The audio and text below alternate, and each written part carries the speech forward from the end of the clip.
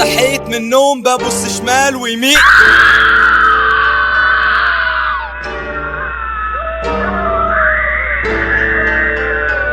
ولا بصحى من النوم بسرعة، في على يميني بحر وعلى شمالي ترعة. التلفزيون بيتحرك والنور يشتغل ويضلم، وشايف ظل جدك عمال يجي ويسلم. جدك مين؟ استغفر الله الله يرحمه. حاسس اني في جن، في ايه يا عبد الرحمن؟ لو كان في جن انا هخليهم يندموا. ممكن يكون مش جدك بس يضل انسان. استهدى بالله يا احمد، استنى اسمعني. التيشيرت بتتسحب مني وفي حد بيقلعني. مش قلت لك البيت زي ما يكون مسكون؟ سامع صوت عياط حاسس اني مجنون. احمد استنى، انا سامع صوت خطوات في البيت. مالك في ايه؟ حاسس اني اتهديت. قمت اغسل وشي لقيت المية قطعة، ببص في المراية لقيت واحدة قلعة. واحدة قلعة؟ وانا لما غسلت وشي حسيت بسم، بدل ما ينزل لي مية نزل لي دم. سمعت صوت اغاني في الاوضة اللي جنبية، دخلت سمعت روح ربنا يخليك ليا ويحلي صورتك.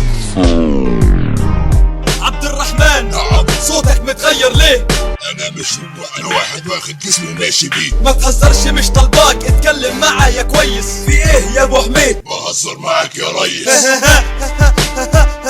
ماشي، وانا كمان بعرف اهزر ما تنساش. ما خلاص خلي قلبك ابيض يا ابو حميد. اوكي. كل ما اطلع على سلمة ترجع تتكسر، وشايف اخويا قدامي عمال بيتحشر. تعبان من تحت الارض زي ما نكون بنتعسر. شايف جماجم تتحرك على مد البصر. احمد شوف الاوضه، سامع صوت عيال بتعيط زي ما نكون في الروضه. التلفزيون اشتغل على برنامج قصري فوده. انا جاي اشوف اخرتها، دين امي دي ليله سودا. سودا؟ هو انتوا لسه شفتوا حاجة؟ عاوزين تشوفوا الكبيرة؟ روحوا افتحوا التلاجة. احمد افتح التلاجة. لا افتحها انت يا احمد، افتح التلاجة. لا افتحها انت.